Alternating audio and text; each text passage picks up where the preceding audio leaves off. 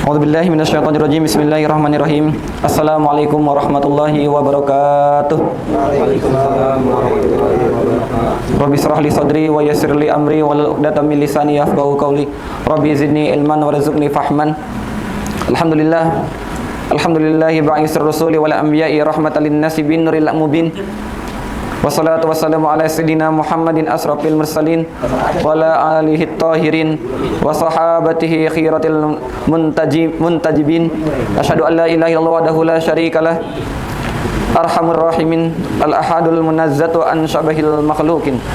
Wa asyhadu anna sayyidina Muhammadan rasulullahi rabbil alamin wa sayyidu waladi adami ajmain, amma ba'du. Pertama-tama yang paling utama yang selalu kita utamakan, selalu kita panjatkan puja serta syukur kita ke hadirat Allah Subhanahu wa taala yang mana berkat limpah kasih sayangnya dengan cucuran rahmatnya kita bisa berkumpul dan melaksanakan sholat zuhur berjamaah di musala yang penuh barokah ini. Amin amin ya rabbal alamin. Salawat beriringkan salam selalu terlimpah curahkan kepada baginda kita habibana wa syafi'ina wa dukhrina wa qurratu'ina Muhammad sallallahu alaihi wasallam. Allahumma shalli wa sallim wa barik alaihi, yang kelak kita tunggu syafaatnya nanti di yaumil qiyamah. Alhamdulillah, alhamdulillah. Allah mencintai hambanya bukan karena hambanya itu yang suka rajin ibadah, rajin sholat, rajin menabung, rajin sedekah dan melaksanakan ibadah-ibadah yang lainnya. Namun cinta Allah juga diberikan kepada mereka para pendosa tatkala mereka telah terlanjur melakukan satu dosa, kemudian dia sadar dan bertaubat kepada Allah Subhanahu wa taala. Materi yang saya bahas pada siang hari ini adalah pendosa juga bisa masuk surga. Bisa Allah masuk surga. Ya. Karena pas kita bayi, kita masih suci. Ketika kita beranjak balik dewasa, perlahan sedikit demi sedikit kesucian kita mulai dipenuhi dengan segala dosa-dosa, baik yang sengaja ataupun tidak sengaja. Walaupun sengajanya lebih banyak. Ya. Karena ketika kita menjadi seorang pendosa, kemudian kita berhijrah menuju keridhaan Allah Subhanahu wa taala dan meninggalkan lembaran-lembaran kelam yang telah kita lakukan di masa lalu atau di masa yang akan kita lakukan, sejatinya itu adalah tanda cinta dan sayangnya Allah kepada kita. Cinta Allah yang diberikan kepada kita, yang senantiasa menyesali setiap dosa yang telah kita lakukan. Tahukah kita bahwa dulu ada seorang sahabat yang tergelincir dalam perbuatan dosa yang besar, tetapi akhirnya ia bertaubat, bahkan mendapatkan keridhaan dari Allah Subhanahu wa taala di ujung kehidupannya. Sosok itu adalah Ma'is bin Malik, salah satu sahabat Nabi yang melakukan dosa yaitu berupa zina, padahal statusnya sudah menikah. Kisah tentang Ma'is bin Malik menjadi teladan bagi kita, bagaimana kita bisa bersikap saat terperosok dalam kubangan dosa.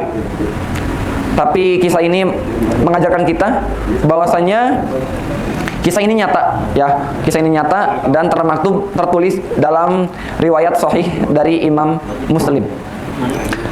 Buraidah sang perawi hadis menceritakan bahwa Ma'is bin Malik datang menemui Nabi Muhammad SAW.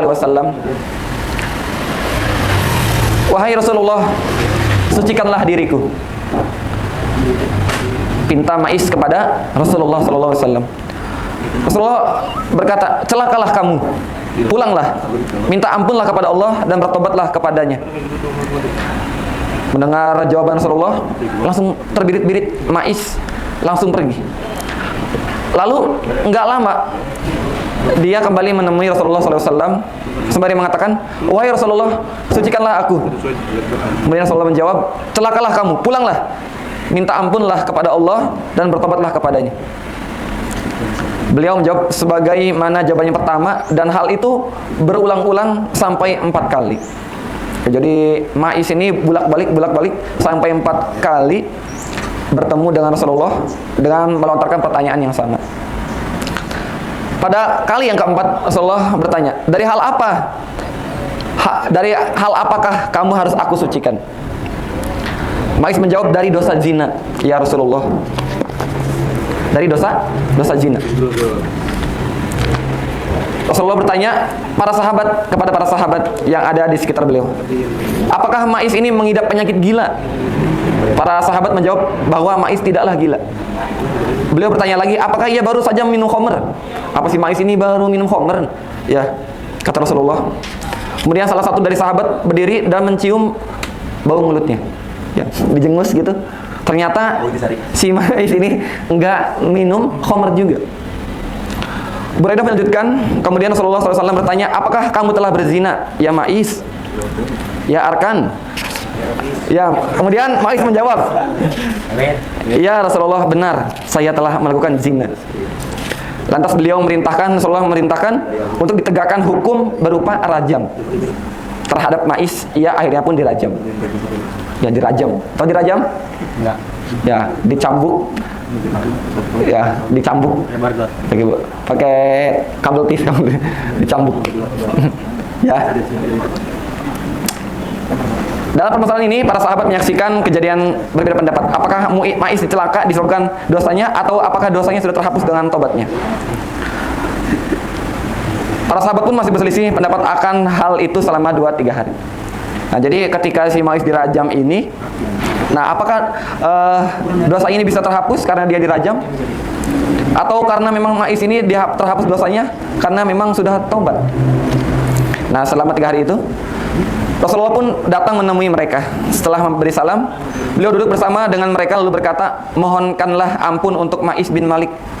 Para sahabat pun memohonkan ampun untuk Ma'is, semoga Allah mengampuni Ma'is bin Malik. Kemudian Rasulullah SAW bersabda, laqad taba taubatan law kusimat baina ummatin lawasi'athum. Kemudian Rasulullah bersabda, yang artinya adalah sungguh Ma'is telah bertobat dengan sempurna. Seandainya tobat Ma'is dapat dibagi di antara satu kaum, pasti tobatnya akan mencukupi mereka semua. Nah, dari kisah Ma'is tadi ada kisah yang bisa kita ambil. Yang pertama adalah betapa hati-hatinya Rasulullah SAW dalam memutuskan dan melaksanakan hukuman rajam.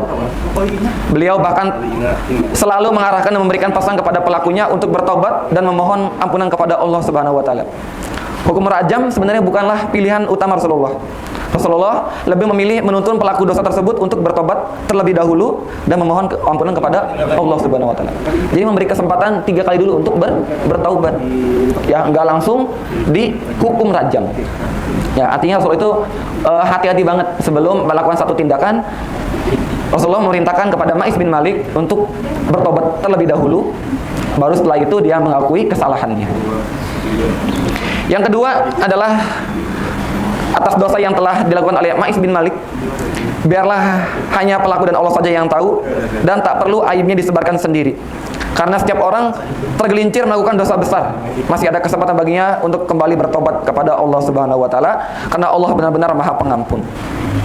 Nah, bedanya misalnya kita nemu satu orang yang ngelakuin dosa, ya kita mencaci maki satu orang itu atau teman kita itu, wah lu parah lu, habis gini-gini lu. Ya padahal kita aja masih banyak dosa, tapi nggak dibuka aja, ya kesalahan kita. Kita mencaci dia karena melakukan dosa karena ketahuan. Kalau misalnya kita pribadi yang ketahuan aja dosanya sama, bobroknya sama, ya mungkin kita tidak mau untuk dicaci maki.